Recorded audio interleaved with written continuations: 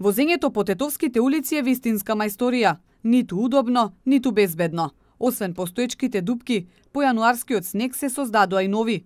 Сега градот речиси да нема улица на која не зијаат по неколку дупки. Улицата Иво Лола Рибар пак се уште стои раскопана и буквално едва е проодна за возилата.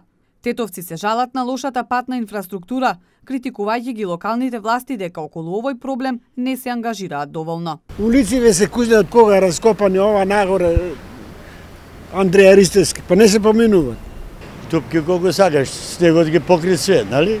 Сега се отиде снегот, се појава и ѓубрето и дупките и што да ви речем.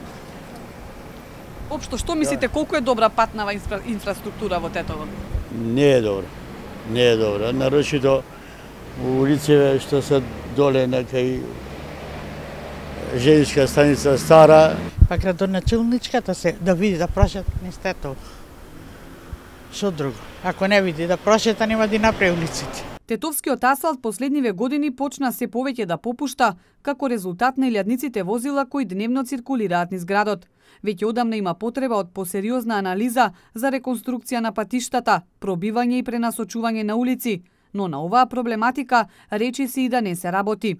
Освен воведувањето на зонско паркирање, кое делумно го реши метежот само во централното подрачје, нема никакви проекти или други мерки и за проблемот со паркинг просторот.